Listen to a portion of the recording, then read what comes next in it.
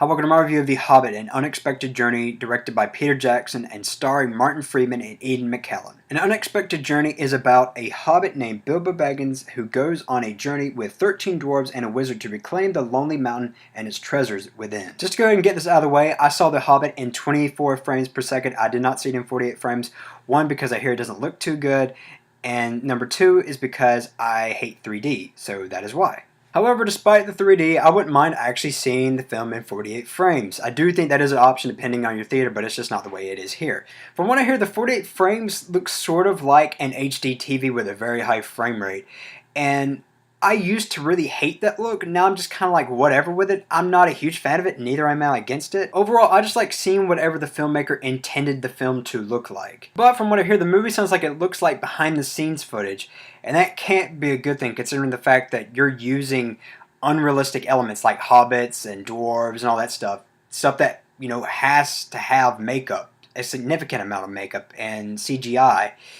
And that's gotta look kind of odd. So overall, if you're skeptical on seeing it in 48 frames, just do what I did, see it in 24. However, there are some shots in the film that look as if it would benefit from the 48 frames per second. There are some very fast panning shots, presumably done to aid in the 48 frames experience. Now I want to talk about the acting. There are quite a lot of returning cast members from the Lord of the Rings films. I'm just going to read them off here.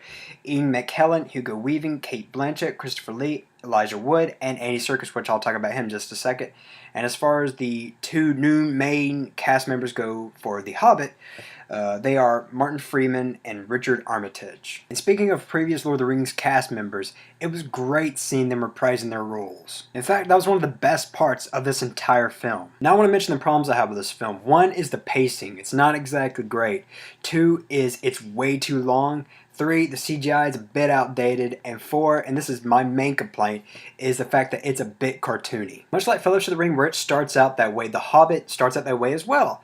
But instead of dropping that lighthearted tone, The Hobbit keeps it throughout the entire film with only spots going back to that dark Lord of the Rings tone. Because the film is so lighthearted, it's actually kind of hard to take the film seriously. When a threat is brought on screen, it's actually kind of hard to see the threat as threatening because most of the time, the threat is played out for comedic relief. Now, I will say I was enjoying the lightheartedness in the very beginning of the film. In the Shire, I welcomed it. But as soon as it got out of the Shire, it kind of became annoying. And I do want to say, when the film does go back to those dark tones, that is when the film works. Or more specifically, when The Hobbit feels like The Lord of the Rings. Which now I'm going to talk about the best scene in the entire film, and that is when we get to see Andy Serkis reprise his role as Gollum. And it is during that scene is when everything works perfectly. It starts to feel like the world that we saw in the previous films.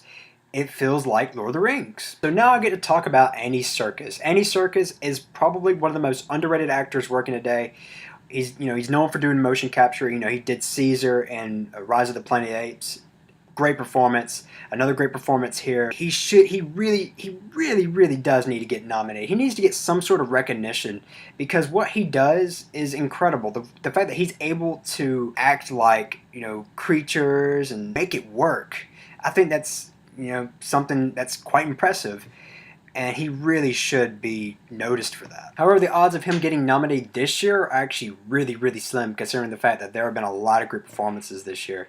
But still, nonetheless, he does a great job. I know it sounds like I have a lot more negative things to say about this film than I do positive things, but I haven't talked about the cinematography. The cinematography is actually quite beautiful. A little overglossed for my taste, but still beautiful. The score is great. The acting is great. And overall, I had a pretty fun time. I actually laughed at some of the jokes, and for the most part, I really enjoyed this film. However, the negatives do drag it down just a tiny bit. Overall, like I said, I enjoyed the film. I enjoyed watching it. I give The Hobbit An Unexpected Journey a 3.5 out of 5. Thanks for watching.